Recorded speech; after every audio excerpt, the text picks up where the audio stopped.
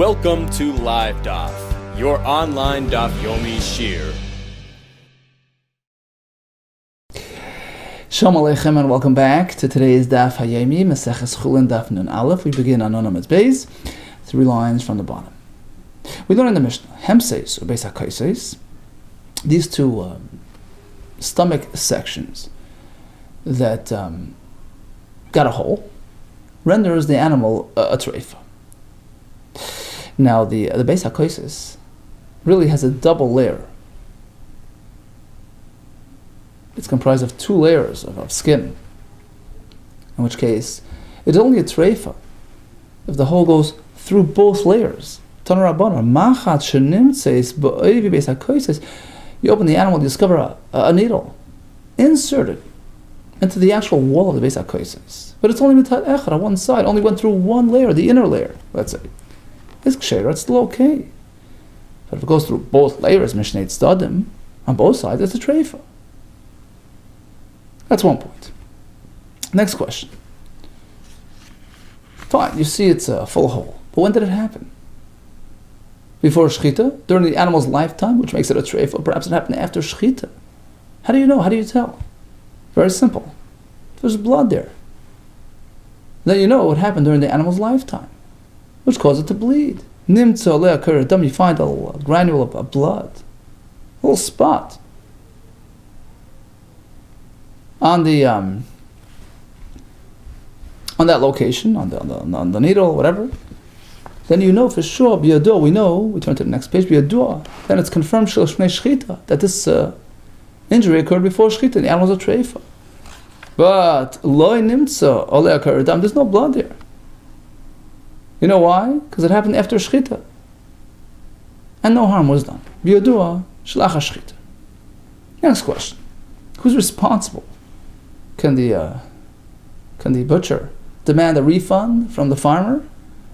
Well, I expected a perfectly healthy animal. Why'd you give me an animal that's a treifa? Megachtot, it's a mistaken transaction. So he certainly confirmed that it happened before shechita, but maybe it happened just 2 days ago, after it was purchased from the farmer. Right? So suppose 3 days to the shechita, he shechted on Wednesday, he bought the animal on Sunday, paid him, shechted on Wednesday, discovered a hole in the Beis HaKaiseis. He wants his money back. So how would we know when it happened? There's a way to know. Higlit piamaka. If the opening of the wound started healing, started scabbing, started congealing, right? So once it develops this proper scab, the wound must be at least 3 days old. Higlit piamaka, you find a scab on the makkah, then you know what happened at least 3 days ago. So he gets his refund. You know the whole. The injury occurred 3 days before shechita. So if he purchased it,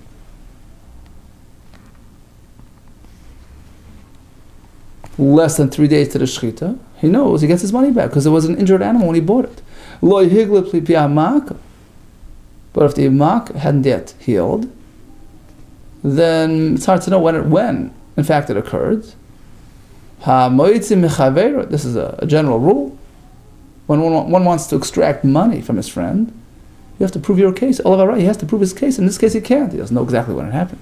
So again, if it's scabbed, then you know for sure it's an old wound. It preceded the shechita by at least 3 days, and if he purchased it within those 3 days, he is entitled to his money back. Otherwise, stalemate. Okay, so that's the Bryce. Ask the Gemara. Here we say that unless there's a droplet of blood on it, you can just assume what happened after shechita. Right? There were 3 things that we learned. First of all, the hole has to go through both layers.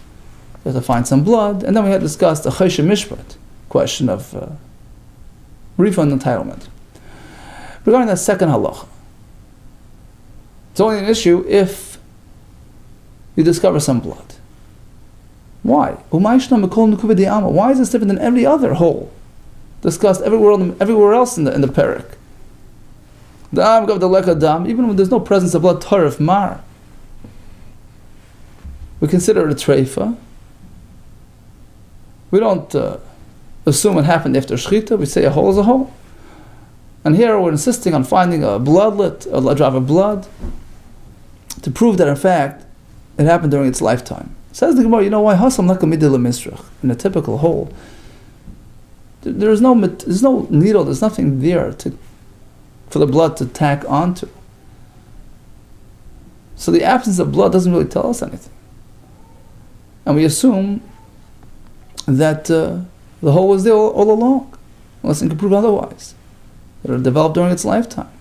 So sure, there's some bleeding, but Rashi says it gets absorbed in the system, it just, rolls away. Here, when you found a needle, even the kemakat, since you have a needle, he said the kaidim shchita, if in fact it happened before shchita, and the animal bled, you'd find some trace of blood on that needle. Misrach avasarach, there would be some blood on the needle. And the absence of blood tells us that it happened after shchita. Amalei Rav Safra Abaye. The Safra told Abaye, look, there's a visitor here from Eretz Yisrael. Chazimar, did you see? Go take a look at this man. Check him out. Haitzub Marban, this young chacham, the Asmaro came here to Yisrael, a visitor. V'amar, he tells us that his name is Rav Avira. Rav Avira Shemeni, that's my name. V'amar, he related a story that he experienced.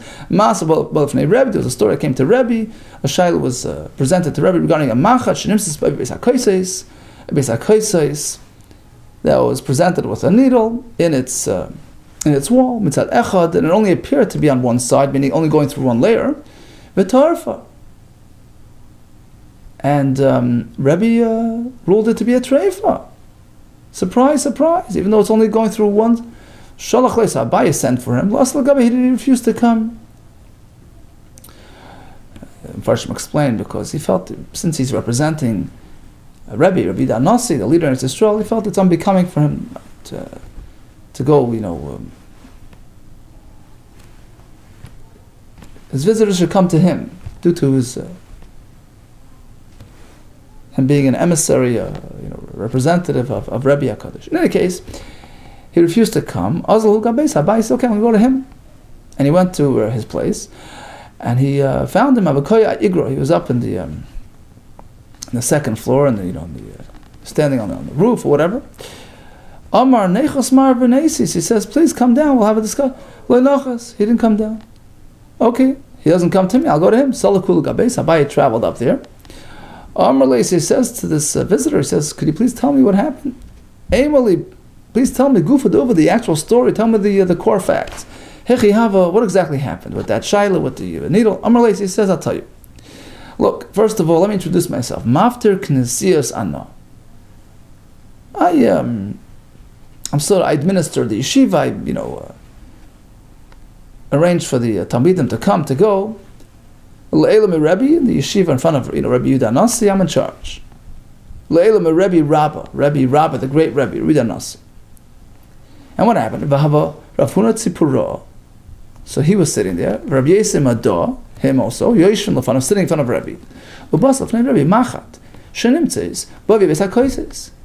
And the following shaila was brought to Rebbe: a machat embedded in the wall of Beis HaKoises, mitzad echad, only on one side, on the through the inner layer. And Rebbe did not just allow it. V'havcha Rebbe turned it inside out. He was like checking the outside as well, and he discovered a little droplet of blood, a trace of blood, indication of a wound through and through. Umatzu Rebbe koiret dam v'tarfos. He considered it a treifa because there was a hole all the way through both layers. V'amar, and he explained himself. There's no wound going through. Why is there blood on the outside? That's all, simple as that. No great shakes. It was a plain hole through and through, and it's a treifa. For this I had to come here. This man had to trouble himself to come all the way here for that. That's a simple Mishnah. Mas nisan Ham says, there's a hole through both layers. It's a treifa. Simple as that. Continues the Gemara. So you have an animal that fell off the roof, fell off from a high place. that is a type of treifa, even though there's no visible damage. Rashi explains because it's based on Nocham Sinai that once the animal experiences this type of trauma, it disrupts its whole skeleton, its whole arrangement, and it's considered a treif. Amar Rav Huna, hiniach behem lamala, ubal matzah lamata.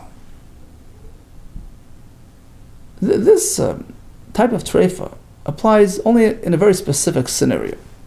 Let's say he finds he left the behem on the high ground on the roof, and he comes back and it's on the bottom. There's no concern that his bones crushed. Why? Rashi explains. We didn't see him fall down. We didn't see him accidentally fall. Right? So we'll assume that he jumped off, that he somehow made his way down safely. Right?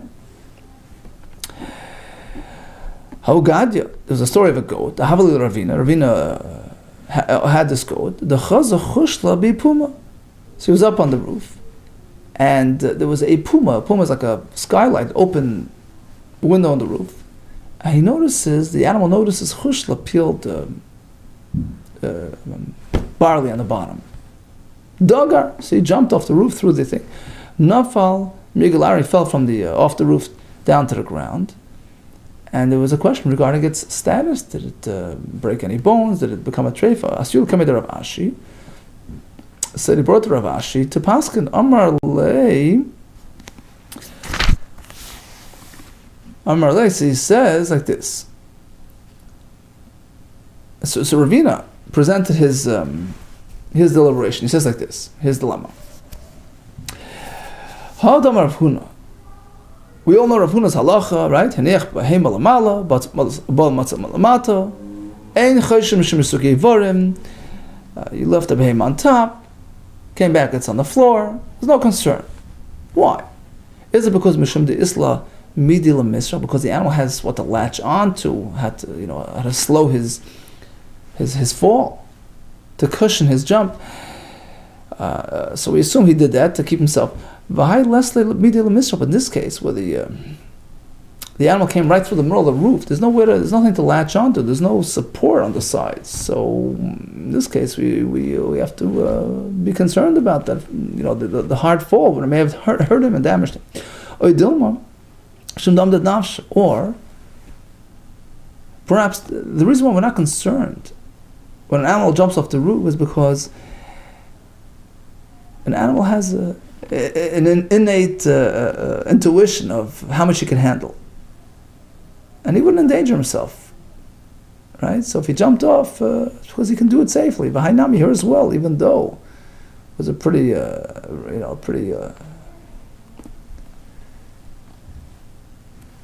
grand jump. Amdanavsha, the animal knew what he can do, and he did it safely. Amar Leis, he says, yeah, exactly right. Mishum amdanavsha. The concern is only when he was thrown off or whatever, but if he did it willingly, we assume that he paced himself and he spaced himself. Here as well, he did that and he accomplished it safely. There was a story of a sheep, the Hava Bei Rav Chaviva. In Rav Chaviva's home, the Havu Shad, they noticed something really unusual. The Havu Shadran Kare, his back legs were like dragging basraisa. His back legs were dragging. Amar Rav Yirmiyah says, no problem. Haishagruna nakti. He's experiencing some illness. It isn't an indication that there's some injury, to the spinal cord. No issue of treif. Maskala Ravina. I have a question. Maybe it's spinal cord got snapped, and that's why he's not supporting his back.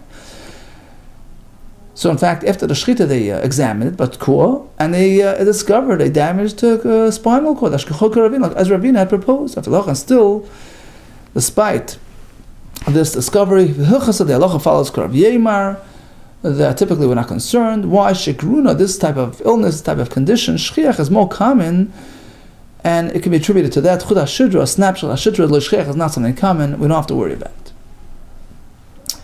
Amar Rav Huna. Another situation which does not present concern is the rams that are sort of banging against each other and goring each other, playing and fighting. We're not concerned about, crushed bones. Even though they're mourning after that traumatic, fight.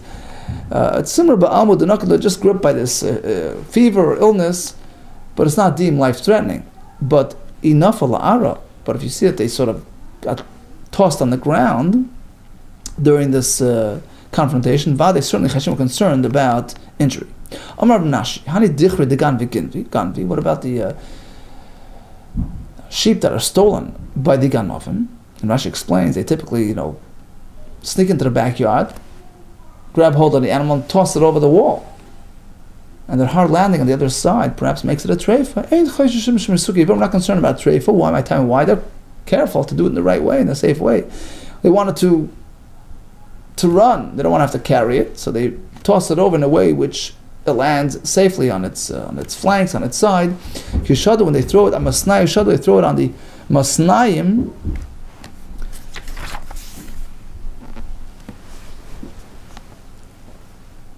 which on the sides or whatever, and some learn that masnayim means like with a rope. They lower it with a rope, so they do it gently. This way,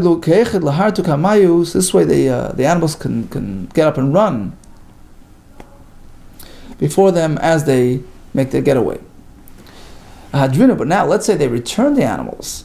They stole them and they brought them back due to fear of being persecuted. So if they're concerned about the police getting after them, they quickly came back and returned the animals to avoid prosecution. Certainly were concerned, because when they threw it back over the wall, they weren't very careful. That's only if they returned it because of fear of authorities, in which case they're not really going to be particular in how they do it. Aval machmas teshuva, but if they did teshuva, they were Jewish ganavim, so now we assume they did it gently, in a manner which keeps the animal safe. Tshuva mali say the avdi, we assume they did a proper tshuva and they did it safely. Amar b'damarav, he called Reisha. Suppose a person takes a stick and whacks the animal over the head, and it's a long stick. Right? The animal's in front of him, facing him, and he whacks him over his back, along the length of his back, over the spinal, root. Hikal Reisha, the stick reaches all the way to the back, to the tail. Or he started from the tail over to the head, al znava, hit it on the tail side, and the stick reached all the way to the head. Keneged kol asher kula, over the whole spinal. I'm not concerned about injury, because the impact is evenly distributed. There's no damage done. But if the stick ended, it was a short stick, halfway across the back, then Chashinu concerned that perhaps that point came down in a way that cracked the spinal cord. Likewise, if there are these bumps on the like if it's a branch that has sticking out, Chashinu concerned about damage. Likewise, if he struck the animal along the width across the back, then we're concerned that it came down in a manner that damaged the animal. An animal that was born today came out of a very narrow, confined area, the base of Rech on the womb. I'm not concerned about damage to the skeleton. I'll bring you a raya. We have a brisa which supports you. That birth itself, despite its traumatic element, the animal makes it out safely, and there's no concern about treifus. We turn to Talmud Bavli. The halacha is that even a 1 day old child, if he has ziva, if he has an emission, he's tamei. That's the halacha. It's not age related, even a baby. If we say birth itself is traumatic enough to perhaps cause internal damage, why would this child be tamei if he has ziva? Halacha is ikr kan, we can apply to him the pasuk. As ziva is only concerned with psara if it comes out naturally, unforced, untriggered by any sort of trauma. Not a aynus that caused it. And here, the actual birth and its accompanying trauma should be considered a catalyst to the ziva and should spare him from being tamei. Apparently it's not. Well, who says, my skin, perhaps this halacha is only going to derech doifin. He was taken out from the side by cesarean. He wasn't born in natural manner. And over here, there's no concern of squishing and injury.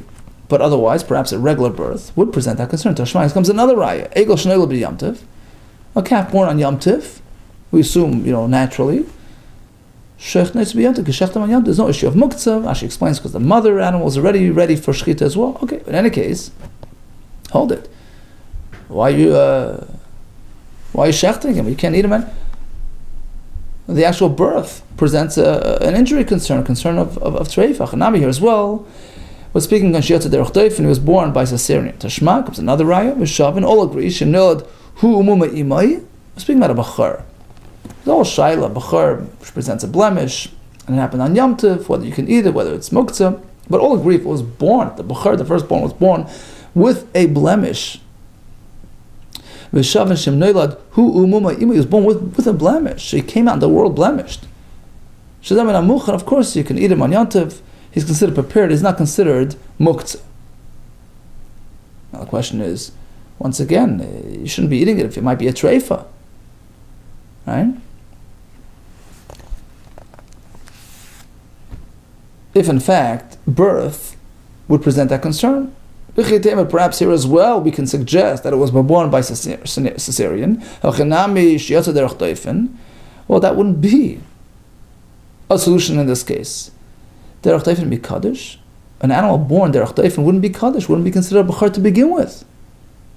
V'amar B'Yechanan teaches us, although when it comes to human birth, cesarean perhaps has a similar halacha to regular birth regarding tumah, but regarding an animal, regarding karbanos, it's not so. Even Rav Shimon agrees when it comes to karbanos, like a firstborn bachar, she'enei kaddish, unless he's born naturally, it's not kaddish. Rashi says ki yivalei, that has to be born naturally. So that's not an option. So back to the question, why is this animal not presenting a treifa concern? Well, you're right, it would. Except that over here exhibited healthy expressions. My skin was speaking shehifris, agabi karka. Hifris is like parsa,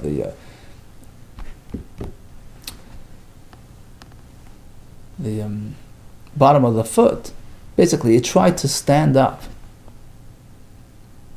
It stuck its foot in the ground and started making an attempt at getting up. Shehifris agabi karka, which, as we're going to see later, is an indication of health and a skeleton properly intact. Okay, here comes another example of a non-injurious fall. Ve'amar Rav Nachman, Beis Hamud Bachai, the animal which is felled in anticipation of the shechita. Okay, so before the shechita they fell it. And Rashi says, we're speaking, even if it came off a pedestal, I feel malkim gavoya. There's no concern. We're not concerned about crushed, infrastructure. Why? We'll get to that in a minute. In fact, there was a story, our Torah, there was this ox, this cow, the nafal, which was felled in preparation for shechita, and they would hear the moan, the sound of his. Nevertheless, Al Rav Yitzchak Bar Shmuel Bar Mati, he went in there and he took the best cut of him, shakal, mishufri, shufri, he took the best meat. Apparently considered to be a non-treifa. Amrli Rabban says, based on what? Menolach, how do you get to this conclusion? I mean, the animal was thrown down. Amar Lahu, he says, look, I have a quote from Rav, who says it's not an issue. Rav told us, Tziparnav. Because the way it works is that the animal uses its nails to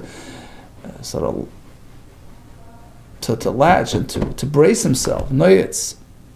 He plants his nails into the ground. Onto the whatever it is that he's being felled off. So that slows his fall. It braces him until he gets down to the ground. So it's not considered a hard fall, and therefore is considered non-injurious. Okay, so a quick nutshell. We had this halach in the Mishnah, nafla min agag. Animal falls off the roof or was thrown off the roof. there's a halacha mishmir Sinai to consider it a treifa, provided it's right away. Meaning, if you wait me'is le'is 24 hours, you give it that delay, then, as we're going to see in a minute, that eliminates the primary concern of heavy injury, and then all you need to do is do some sort of internal examination, which will be described later in the Gemara, to ensure there's no atrefa issues. In fact, we'll see in a minute that if it actually starts walking on you, then you know he's exhibiting signs of health and skeletal integrity. We have some exceptions to the rule, as follows. If the animal jumped off in a premeditated manner, in an expecting manner, so he knew he was jumping off, and he braced himself, he spaced himself, he paced himself, he anticipated the fall, so you know that he knew it was within his physical abilities, physical capacity to do so safely. We assume it did not cause any injuries.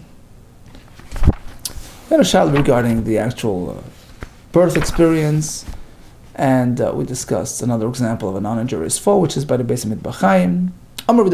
Amda, after the accidental fall, which typically does present a serious question in terms of infrastructural disruption. The animal gets up, he's standing, then you know he's okay. You don't have to wait 24 hours before you do shchita, but bedika vaday baya, that eliminates the 24-hour requirement. You still have to do bedika as will be described. But next step, halacha, it starts walking on you, you know he's perfectly fine. That eliminates the bedika requirement as well. Whether it's stood or even if it walks, bedika is still required. He quotes Rav. When we say standing up, even if he didn't actually stand up, he just sticking out his hand as an attempt to try to stand up. Even though he didn't successfully get up, he didn't get to that point. Just starting. That's considered like standing regarding eliminating the 24-hour wait requirement. Likewise, akra raglu halech, if it picked up his foot in order to walk, even though he didn't walk yet, there you go. It's a done deal. You know the animal is perfectly fine. Rav Chizda Amar takes it a step further. Even if he's just like moving, about to get up. He's preparing to get up. Even though he didn't get up, it qualifies. The halacha is it fell off the roof unexpectedly. Then it got up on you without walking. Bedika is still required, but you don't have to wait 24 hours before shchita. But if it starts walking, then you know he's fully healthy. I feel bedika. You don't even need to do bedika. Amar meimar. How exactly do we conduct this internal examination? When we say nefula needs a bedika, you have to just check along the stomach area, along the intestines. No, it's not enough. The following was quoted from Rav Papa. You have to check the whole cavity, everything, the vertebrae, the back. He asked the question to Rav Ashi. What about the tubes, the simanim, right? The kanan deveshet simanim mai. Amalei says no. They have adequate protection. Siman koshin, they're considered strong and unaffected by the experience. Esa lefila regarding nefila. Amar b'dam Shmuel. Okay, now we shift to a bird that experienced some sort of trauma. So the bird was banged down, hit strongly, on the water. So that presents a similar concern of internal disruption. And what's a sign of health? Once you see it swimming, it swims an amount which is equivalent to its height. So let's say it's 10 inches high, and it swims for 10 inches. But it's enough to show health. And it's only good if you're traveling upstream against the current. So you know he has the proper strength to do so. If simply floating along with the current downstream, it's the water that's just sweeping him along. It's not a sign of strength. However, if the water is pretty much placed, just pretty much in place, that's naba. So either way, whether he's going upstream or downstream, it's a sign of strength. Vishada tzivi. Now let's say even if he's going downstream, but there's tzivi, little splinters, little piece of wood floating on the water, and he goes beyond it. He beats them. He goes faster. Vikadme. Okay, so the fact that he went ahead shows his strength. Okay, let's say he flops down on a glima, on a garment. Fellow is hanging his laundry, and the glima is matiach, outstretched. So it's tied up, and it's presenting a rather rigid surface. Chayshina, that presents a concern if the bird lands on that. If it wasn't stretched out and tied up rigidly, then it's just a flimsy thing, we're not concerned. Even if it was tied up, it was doubled over, so that presents some floppiness to it. That mitigates our concerns. Isla, you have a net on which the bird landed.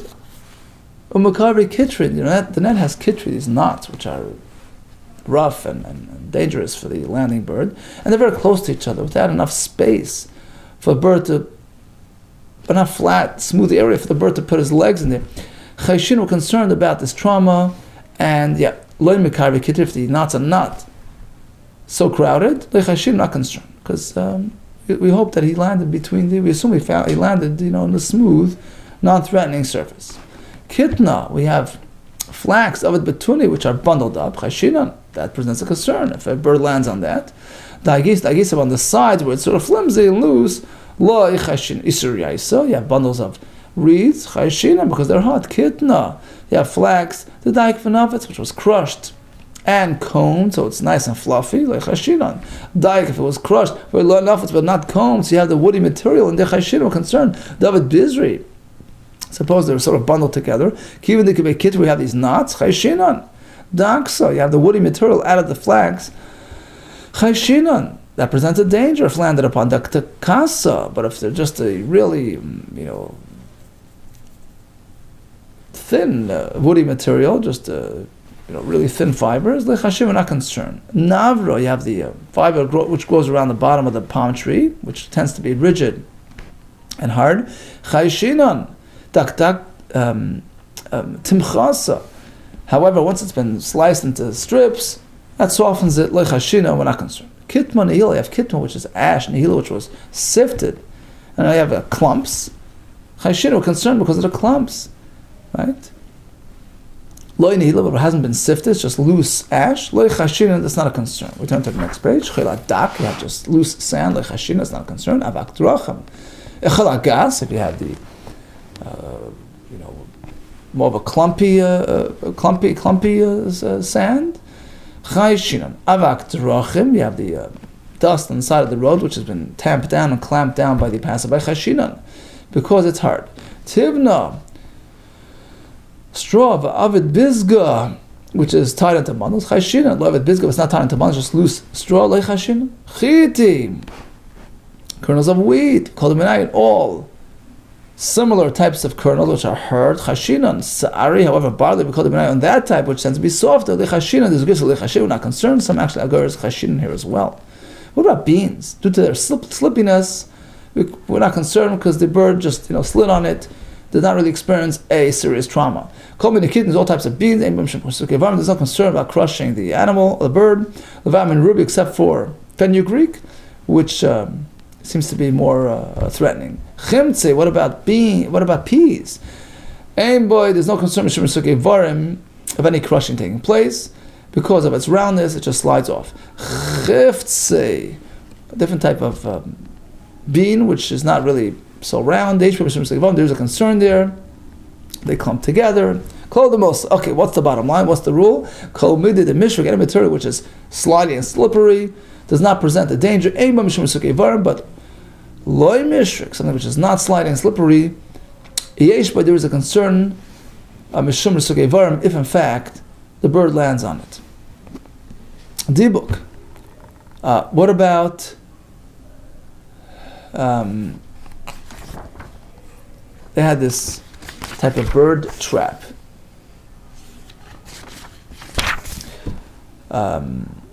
which was comprised of a board with some glue, which they expected the bird to tack on and get glued onto it. So then when the bird attempts to fly, he lifts off a little and then he just plops down due to the board, the weight of the board that pulls him down. Then he lands hard.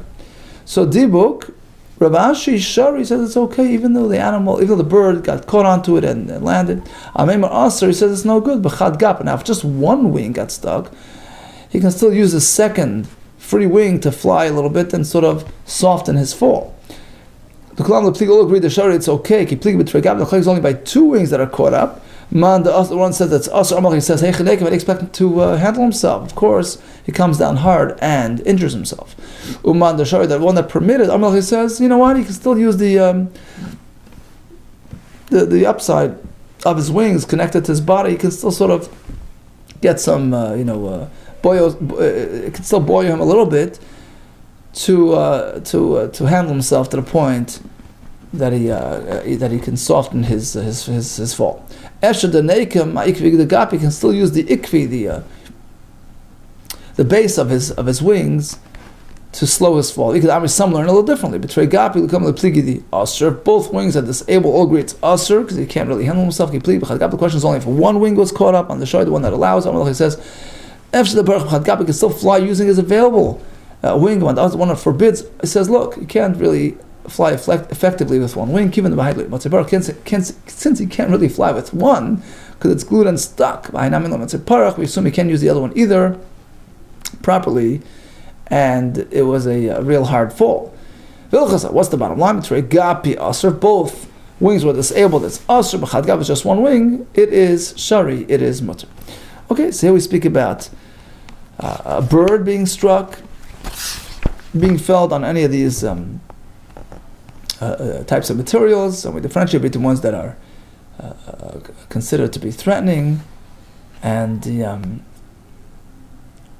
I was speaking, of course, that it fell, right? It fell, it was hit, it was thrown down, or it fell, and it was not a proper landing, and it depends on the rigidity, the consistency, the texture of the material,